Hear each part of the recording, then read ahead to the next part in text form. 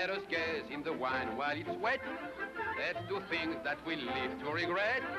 Let me dance till the restaurant whirls with the girls, girls, girls, girls, girls. Further marching, we never retreat, for we're charging upon. Ernst Lubitsch's last and most beautiful musical comedy, The Merry Widow, based on the famous Lehar operetta and released in October 1934, relates the reformation of a Casanova, played by Maurice Chevalier, caused by his falling in love with a widowed lady, played by Jeanette MacDonald. Shot at MGM on huge sets that won an Oscar, the picture was one of the most expensive ever made in Hollywood's golden age and was, sadly, a resounding flop in its day, yet retains a magically romantic and satirical glow undimmed by time or critical fashion.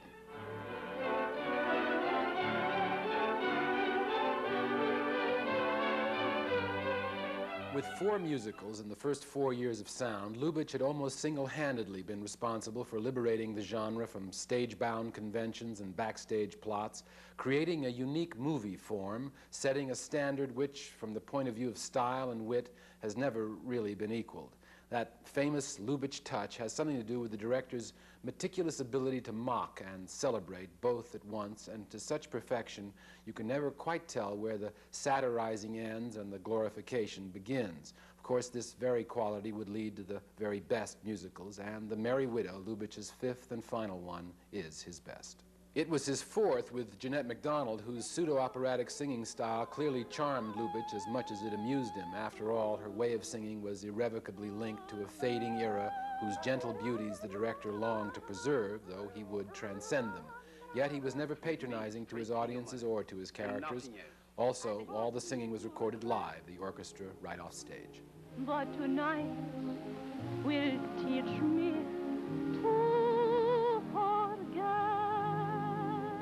It's that certain tension between Lubitsch's affection for old-fashioned operetta forms and his awareness of their divine absurdity that gives his musicals such unpretentious charm and sparkle, and innocence and gaiety combined with a deep sense of farewell to old times, which only the director's ineffable touch could impart.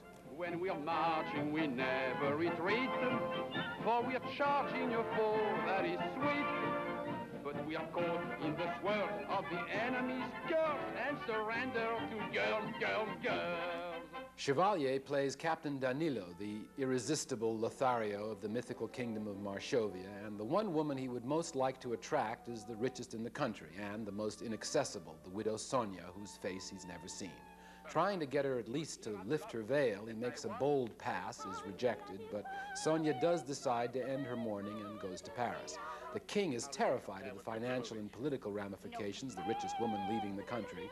So, to bring her back through romance, he assigns the one man his queen has recommended. From personal experience, it turns out. That's right, Captain Danilo. But on the first night in Paris, I'm going to Maxim's, where all the girls are dreams.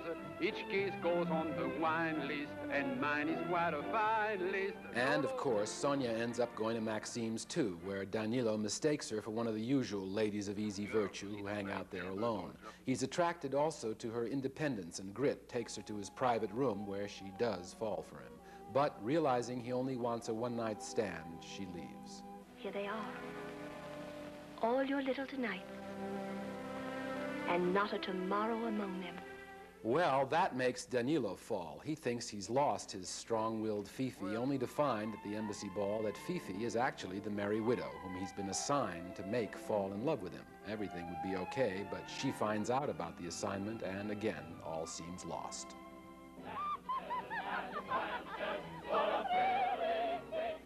It was also Chevalier's 4th movie with Lubitsch, whose close direction had made the French singer an American star in 1929.